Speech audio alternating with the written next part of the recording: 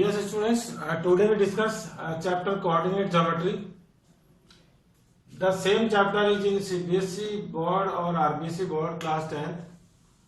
So it is beneficial for both the board CBSE and RBSE. सबसे पहले हम introduce करते हैं कोऑर्डिनेट ज्योमेट्री जो है वो linear equations of two variables के चैप्टर में हमने पढ़ी है। टू लाइंस जो है व्हेन परपेंडिकुलरली प्लेस्ड तो it convert into quadrant, first quadrant, second quadrant, third quadrant and fourth quadrant. आपको पता है यहाँ पे both the values are positive and here minus and plus, यहाँ पे होगी माइनस माइनस और यहाँ पे होती है प्लस माइनस। यहाँ पे जो भी इस चैप्टर में जो भी आपको वैल्यूज होंगी वो कोऑर्डिनेट्स में होगी। कोऑर्डिनेट मतलब जो फर्स्ट कोऑर्डिनेट है वो x का और सेकंड कोऑर्डिनेट है वो y का। इस चैप्टर की स्टार्टिंग हम जब करें तो हम सबसे पहले यहाँ पे डिस्कस करेंगे डिस्टेंस फॉर्मूला। डिस्टेंस फॉर्मूला जो है वो बनाया गया है with the help of Pythagoras theorem. यहाँ से मैं आपको बता दूं, सपोज करो यहाँ पे कोई पॉइंट है जिसके कोई कोऑर्डिनेट होंगे x और y, और यहाँ पे भी कोई पॉइंट है जिसके कोऑर्डिनेट होंगे x और y, और हमें ये बतानी है इन दोनों पॉइंट्स के बीच की डिस्टेंस। इस चैप्टर में जो डिस्टेंस फॉर्मूले की हम बात कर रहे हैं उसमें ये है।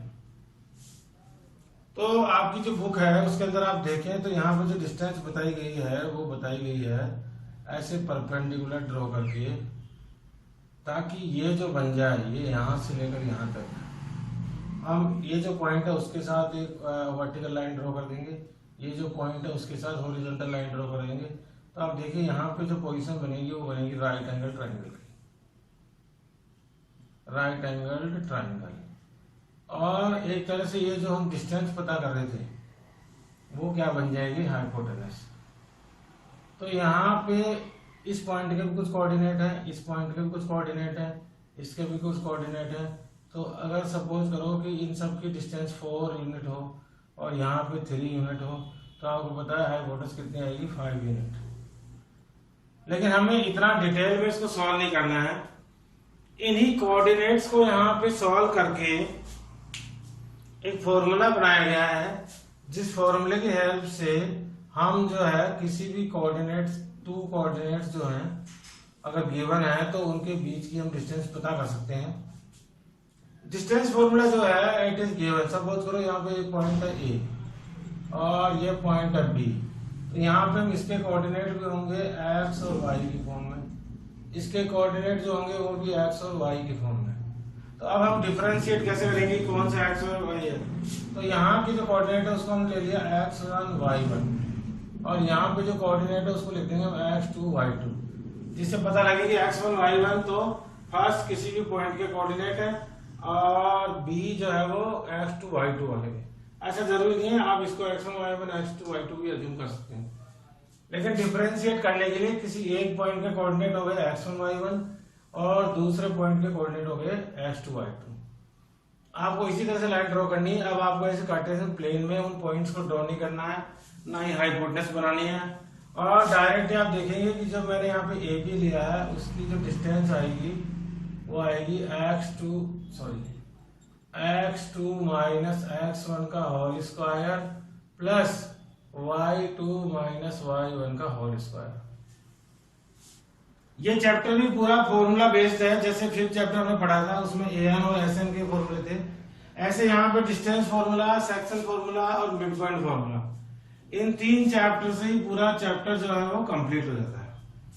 ये सब कुछ वहीं से लिया गया है, जैसे कि hypotenuse square equal to base square plus perpendicular square होता है, तो हाइपोटेनस इक्वल टू हो गया base square plus perpendicular square. तो यहाँ पे हम एक भी पता कर रहे हैं, और आप लोगों को अभी मैंने बताया था कि वो जो डिस्टेंस हम पता करते हैं वो एक हाइपोटेनस की फॉर्म में कन्वर्ट हो जाती है जब हम हॉरिजॉन्टल और वर्टिकल लाइन ड्रॉ करते हैं और राइट ट्रायंगल की पोजीशन बनाते हैं। तो ये रूट में बी स्क्वायर आया है, उसके कोऑर्डिनेट हो गए x2 माइनस x1 का स्क्वायर, और जो p आया उसके कोऑर्डिनेट हो गए y2 माइनस y1 का होल स्क्वायर। और जब हम इनको सॉल्व करेंगे आप देखिए यहाँ बहुत इजी है।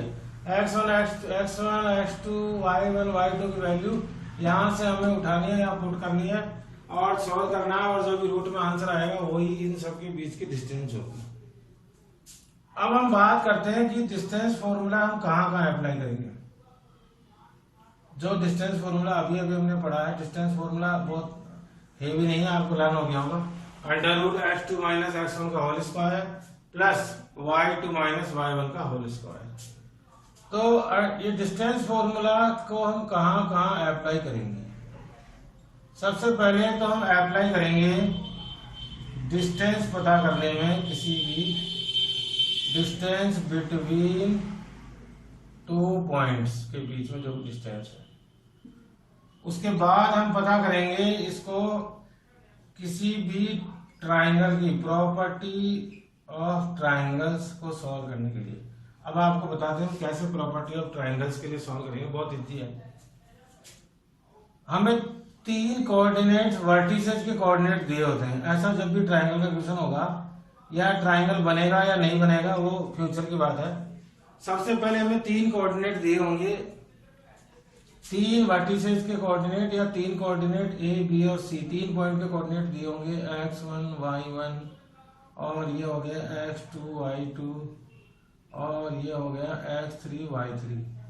अगर आप इनको x3 y3 भी अज्यूम ना करें तो इनको छोड़ दें, हमको पता करना है इनकी डिस्टेंस। तो आप देखिए कैसे हम ट्राइंगल्स में डिस्टेंस फॉर्मूले का यूज करेंगे। आप देखेंगे कि तो यहाँ 3 लेंथ हो गई, ए बी बी सी और ए सी। हम तीनों की लेंथ पता करेंगे। एक तरह से ए बी की लेंथ पता करने का मतलब ये हो गया कि हम ए बी की क्या पता कर रहे हैं, डिस्टेंस। क्योंकि जो लेंथ आती है ए बी की वो एक्चुअली किस फॉर्मूले से पता होती है, डिस्टेंस फॉर्मूला से। तो हम सबसे पहले ए बी की लेंथ पता करेंगे, फिर बी सी की लेंथ पता करेंगे, फिर ए सी की लेंथ पता करेंगे। उसके बाद क्वेश्चन आता है वो ट्राइंगल से रिलेटेड ही आता है। अगर इनमें से किसी भी दो का स्क्वायर, सपोज करो A B square plus B C square और वो इक्वल टू प्रूव हो गया ए सी स्क्वायर, तो हमने किसको प्रूव कर दिया, एक तरह से पाइथागोरस थ्योरम को। और अगर ऐसा है तो आपको पता है वो ये जो वर्टिस है वो किस ट्राइंगल के हैं, राइट एंगल ट्राइंगल।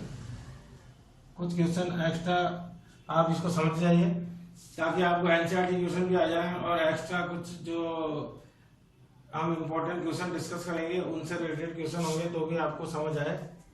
तो राइट एंगल ट्राइंगल के कोऑर्डिनेट्स हो जाएंगे ऐसे। अब सपोज कर हमने इनको सॉल्व किया और ए बी और बी सी और ए सी इन तीनों की लेंथ आपस में इक्वल आ गई, तो आपको पता लग गया होगा इसका मीनिंग क्या है। इसका मतलब द गिवन वर्टिसेस आर, कौन सा ट्राइंगल हो गया, इक्विलैटरल ट्राइंगल। इनमें से किसी दो की इक्वल आ गई, ए बी और ए सी की इक्वल आ गई और बी सी की डिफरेंट आ गई, तो कौन सा ट्राइंगल हो गया, आइसोस्केलेस ट्राइंगल। आपको इसको समझना है, उसके बाद हम इनसे रिलेटेड क्वेश्चन सॉल्व करेंगे। तो आप जो है बहुत आराम से, हम इंट्रोडक्शन कर रहे हैं इसका, डिस्टेंस फॉर्मूला कहाँ कहाँ अप्लाई होता है। अब सपोज करो ये तीनों पॉइंट अलग अलग जगह पर नहीं हो, क्योंकि ट्राइंगल का फॉर्म होगा जब ये तीनों अलग अलग जगह पे हो तो इनको ज्वाइन करने पर क्या बनेगा, ट्राइंगल। लेकिन अगर ये तीनों पॉइंट ऐसे हों, हमें तो पता ही नहीं है कि ये तीनों पॉइंट अलग अलग जगह पर है। अगर ये तीनों पॉइंट की पोजीशन ऐसी हो, सपोज करो ऐसे भी हो सकते हैं ए बी और सी, और जब मैं इनको ज्वाइन करूंगा तो आप देखेंगे कौन सी लाइन बनेगी, एक स्ट्रेट लाइन। और स्ट्रेट लाइन बनेगी तो ऐसे पॉइंट्स को बोलते हैं हम कॉलिनियर पॉइंट्स। ऐसे 3 और more point lies on the same line. आपको ध्यान है डेफिनेशन, 3 और मोर पॉइंट जो एक सेम स्ट्रेट लाइन पर लाई करते हैं उनको हम कौन से पॉइंट बोलते हैं, कॉलिनियर पॉइंट।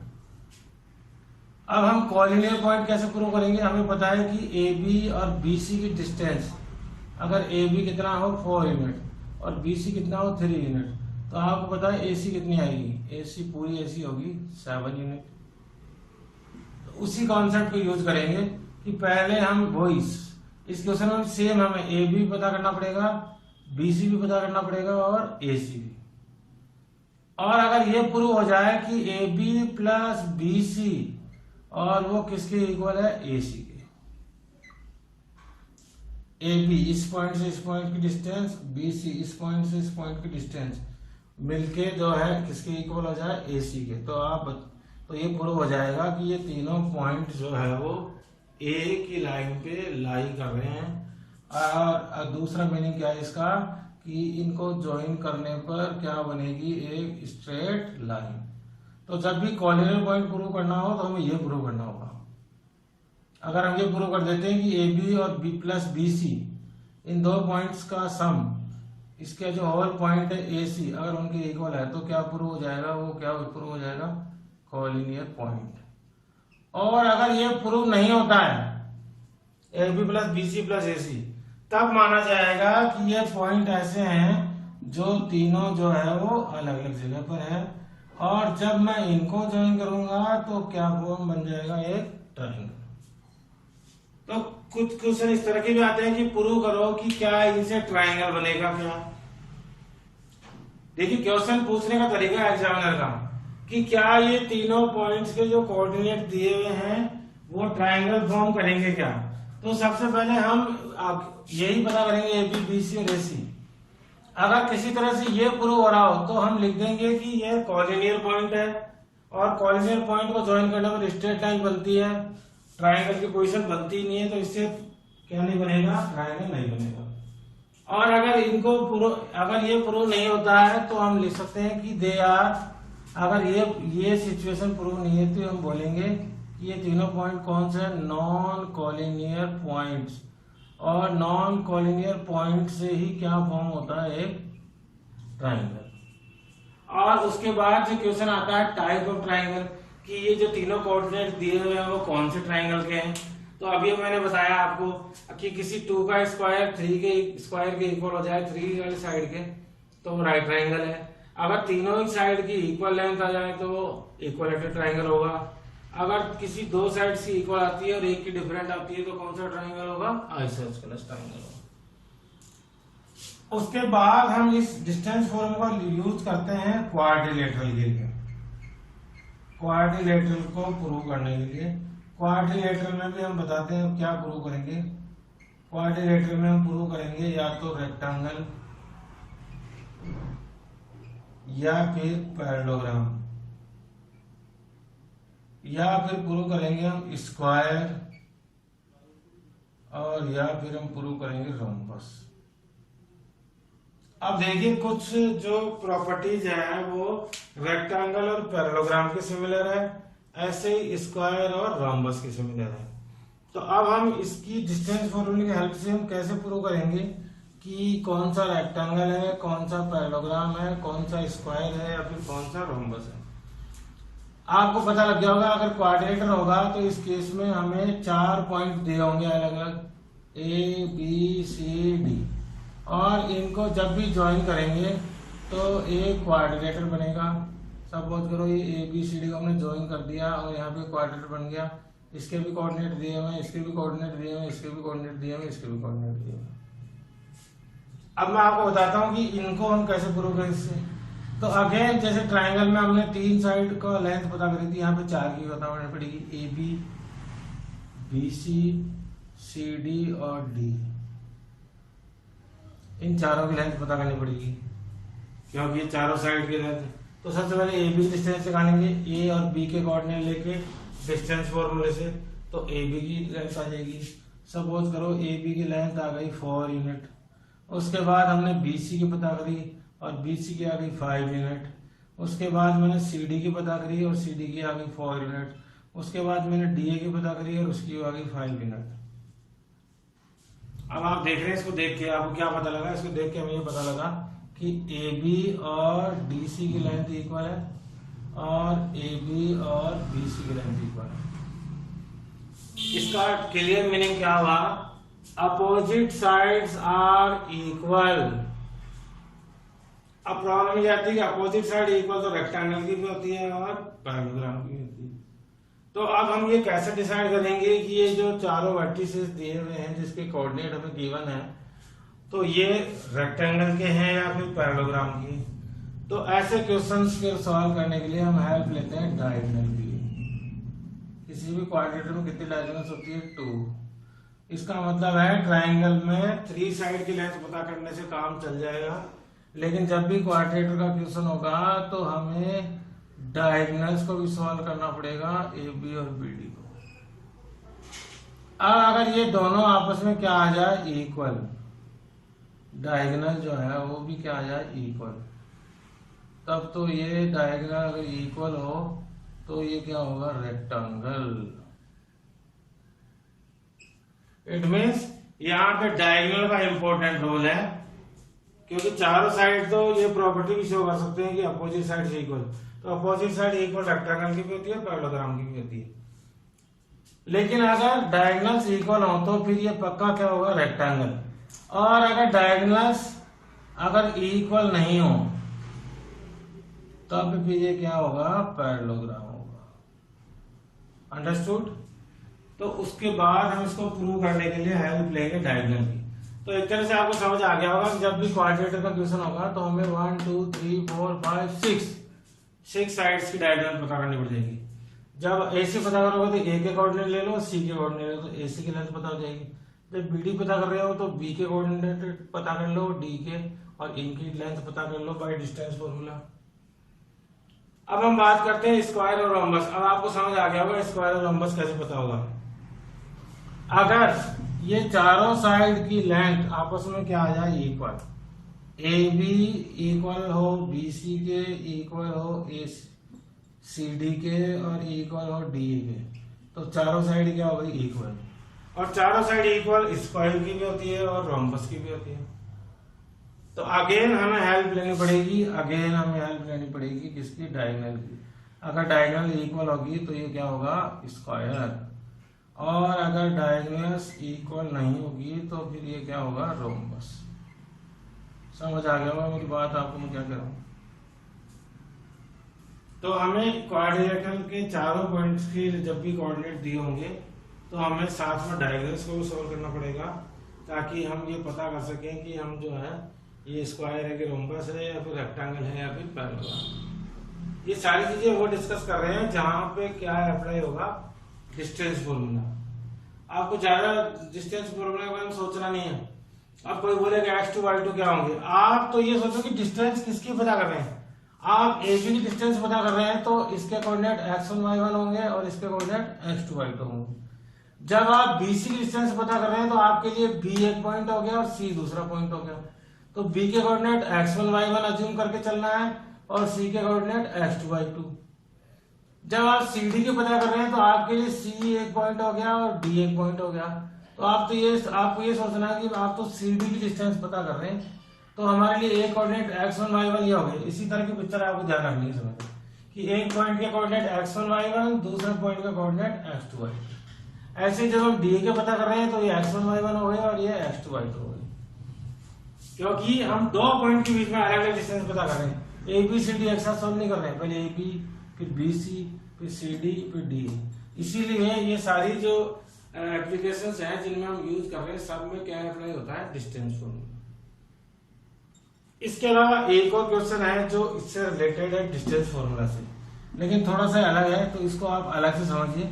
मैं इसको आपको अलग से एक्सप्लेन कर रहा हूं। क्वेश्चन है इक्वी डिस्टेंस का, 3 पॉइंट का क्वेश्चन है और वो जो है ट्राइंगल का क्वेश्चन नहीं है। प्रॉब्लम इस क्वेश्चन की अलग है। क्वेश्चन बोल रहा है कि कोई एक पॉइंट है जो कोई 2 पॉइंट जो दिए हुए हैं उनसे इक्वल डिस्टेंस। सपोज करो ये पॉइंट है P जो, और ये पॉइंट है A और ये पॉइंट है B, और इस A और B से ये पॉइंट जो है वो कहां पर है? इक्वी डिस्टेंस पे है। आपको मैं याद दिला दूं, ऐसा कोई भी क्वेश्चन होगा उसके अंदर ये वर्ड दिया हुआ होगा इक्वी डिस्टेंस। आगे चल के हम इसी चैप्टर में बात करेंगे मिड पॉइंट फॉर्मूले की, तो आपको इसको मिड पॉइंट फॉर्मूले से नहीं सॉल्व करना। ये क्वेश्चन इक्वी डिस्टेंस का है तो हमें इसके मीनिंग को सॉल्व करना है। अगर ये पॉइंट A और B से सेम डिस्टेंस पे है, इसका मतलब ये डिस्टेंस कौन सी डिस्टेंस? AP। और ये बी से भी उतना ही डिस्टेंस पे है, तो ये डिस्टेंस हो गई बीपी। तो हमें पता है कि एपी इक्वल टू होगा बीपी की।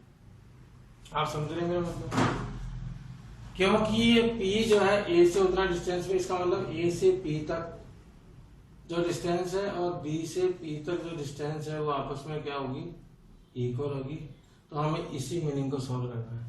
अगर एक कोई क्वेश्चन कोई पॉइंट ऐसा हो, ये इक्वल डिस्टेंस वाला क्वेश्चन अलग से सॉल्व करना है, इसमें भी 3 पॉइंट है, तो आपको ये जो क्वेश्चन है वो ट्रायंगल की जैसी प्रॉपर्टी हमने डिस्कस की थी उसकी जैसे सॉल्व नहीं होगा।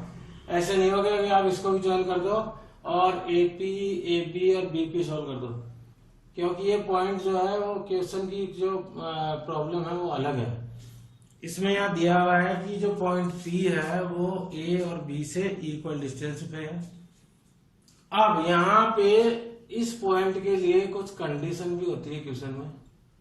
कुछ कंडीशंस क्या क्या होती है कि ये जो पॉइंट है पी, जो ए और बी से, इनके कोऑर्डिनेट कुछ भी हो सकते हैं। हो सकता है इसके कोऑर्डिनेट हो 2,3 और इसके कोऑर्डिनेट हो 4,6। हमें ये पी के लिए कुछ कंडीशन भी दी होती है कि ये जो पी लाई कर रहा है इन दोनों से इक्वल डिस्टेंस पे, वो एक्स एक्सिस पे है। अगर वो पॉइंट कहां पर हो, एक्स एक्सिस पे, तो इसके कोऑर्डिनेट होंगे x0। क्योंकि आपको पता है, आप थिंक अबाउट दिस, आपको पता है अगर कोई पॉइंट एक्स एक्सिस पे लाई कर रहा हो तो उसका x का कोऑर्डिनेट तो होता है, लेकिन y का कोऑर्डिनेट हमेशा क्या होता है, 0। तभी वो लाई करता है एक्स एक्सिस। तो आपको इसके कोऑर्डिनेट को लिखना है x0। अगर ये p लाई कर रहा हो y एक्सिस पे, जैसे कि ये y एक्सिस है यहाँ पे, तो आपको पता है इसको कैसे लिखते हैं हम, 2 0 और y। तो उस समय कोऑर्डिनेट होंगे 0 y, क्योंकि इस केस में x 0 होता है और y का कोऑर्डिनेट होता है। ये उसी तरह से जैसे मुझे 2 0 को पुट करना हो तो 2 0 यहाँ आएगा, इसका मतलब x तो होगा लेकिन y क्या होगा, 0। और यहाँ पे जब भी पुट करेंगे तो क्या पुट करेंगे, 0 2, तो x का पॉइंट तो 0 होगा और y का 2 होगा। तो एक तरह से ये हो गया 0 y, और इधर पुट करें तो हो गया है x 0। तो यहाँ उस समय जो है उसके कोऑर्डिनेट होंगे 0 y। अगर ये कहां पे लाई कर रहा हो, ओरिजिन पे, तो उसके कोऑर्डिनेट क्या होंगे, 0 0, क्योंकि ओरिजिन पे x और y के कोऑर्डिनेट दोनों ही क्या होते हैं, 0 होते हैं। इसको मैंने इसलिए अलग से एक्सप्लेन किया क्योंकि यहाँ पे भी क्वेश्चन जो है वो 3 पॉइंट्स का होता है, लेकिन जनरली जो 3 पॉइंट्स का क्वेश्चन इस तरह से सॉल्व हमें करना है वो इक्वी डिस्टेंस का होगा। मतलब हमें सॉल्व करना पड़ेगा AP इक्वल टू BP को, तभी वो क्वेश्चन जो है वो सॉल्व होगा। लेकिन इससे पहले जब हमने बात की थी जिसमें हमें सॉल्व करना था 3 पॉइंट्स का क्वेश्चन था, और वो जो रिलेटेड था वो किससे रिलेटेड था, ट्राइंगल से। तो 3 पॉइंट का क्वेश्चन जितने होंगे ट्राइंगल से। यहाँ पे 4 पॉइंट्स के जो क्वेश्चन होंगे वो सारे क्वेश्चन जो है रिलेटेड होंगे किसके, क्वाड्रिलेटरल। लेकिन यहाँ 3 पॉइंट के क्वेश्चन में एक तो ये हो गया, तो उसमें एक वर्ड होगा जो मैंने आपको बता दिया, इक्वी डिस्टेंस। उस पर आपको ध्यान देना है। अगर इक्वी डिस्टेंस हो तो हमेशा ऐसे सॉल्व होगा। अगर आपको ये पूरा आज का जो सेशन है अभी अभी हमने डिस्कस किया है, अगर वो समझ आया होगा तो आप पूरी 7.1 एक्सरसाइज जो आपकी CBSE की बुक का 7 चैप्टर है उसकी 7.1 और उससे रिलेटेड एग्जाम्पल आप बड़े आराम से सॉल्व कर पाएंगे। मैं आपको और रिकॉल कर देता हूं, अगर 2 पॉइंट्स गिवन हो तो हमेशा हम उनकी क्या पता करेंगे, डिस्टेंस, और कौन से फॉर्मूले से, डिस्टेंस फॉर्मूले से।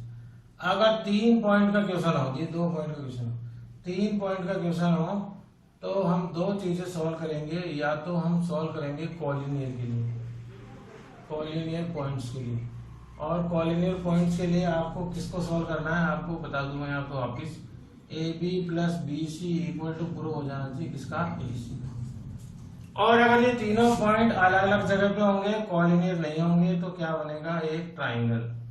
और ट्राइंगल के केस में आपको सॉल्व करना है अगेन AB BC और AC को, और उसके बाद इससे इसकी ट्राइंगल की प्रॉपर्टी से रिलेटेड क्वेश्चन होंगे तो वो आपको मैंने बता ही दिए कि कैसे हम ट्रायंगल की प्रॉपर्टीज की हेल्प लेके प्रूव कर सकते हैं कि ये राइट ट्रायंगल है, इक्विलेटरल ट्रायंगल है या फिर आइसोस्केलेस ट्रायंगल है। उसके अलावा जो 3 पॉइंट्स का क्वेश्चन होगा वो ये होगा, जो अभी मैंने आपको डिस्कस किया कि एक पॉइंट P जो है वो A और B से इक्वल डिस्टेंस में होगा, तो आपको ऐसा डायग्राम बनाना है और इक्वल डिस्टेंस के लिए आपको प्रूव करना होगा AP इक्वल टू BP को। तो 3 पॉइंट के क्वेश्चन ये अलग अलग तरह के हो गए और तीनों को सॉल्व करने का। कोऑर्डिनेट हो तो AP plus BC equal to AC solve करना, और तीनों से ट्राइंगल बन रहा हो तो फिर ट्राइंगल की प्रॉपर्टी पे बेस क्वेश्चन आएगा। और अगर ये दिया हुआ हो कि वो पॉइंट इक्वल डिस्टेंस पे है तो AP इक्वल टू BP को सॉल्व करना है। ऐसे ही 4 पॉइंट्स का क्वेश्चन हो तो आपको पता है जो क्वेश्चन होगा वो रिलेटेड टू होगा क्वाड्रिलेटरल से, और क्वाड्रिलेटरल में हम प्रूव करेंगे या तो उसको स्क्वायर या फिर रोम्बस प्रूव करने के लिए क्वेश्चन होगा, मैंने प्रॉपर्टीज आपको बता दी है, या फिर होगा रेक्टेंगल प्रूव करने के लिए, या फिर होगा पैरेललोग्राम प्रूव करने के लिए। आपको और क्लियर होगा जब हम 4.1 के एग्जाम्पल और क्वेश्चन सॉल्व करेंगे, तो आप देखेंगे कि बहुत इजी चैप्टर है, केवल एक ही फॉर्मूला अप्लाई होगा और एक ही फॉर्मूला जो डिस्टेंस फॉर्मूला अभी हमने डिस्कस किया है उससे जो है ये सारे क्वेश्चन बड़े आराम से, क्योंकि इनकी वैल्यूज हमें कोऑर्डिनेट्स की वैल्यूज रखनी है x2 minus x1 square plus y2 minus y1 whole square के फॉर्मूले में, और डिस्टेंस फॉर्मूले से ये बहुत इजीली सॉल्व हो जाते हैं। अब इसके बाद हम सॉल्व करेंगे आपके एनसीईआरटी बुक की एक्सरसाइज 7.1।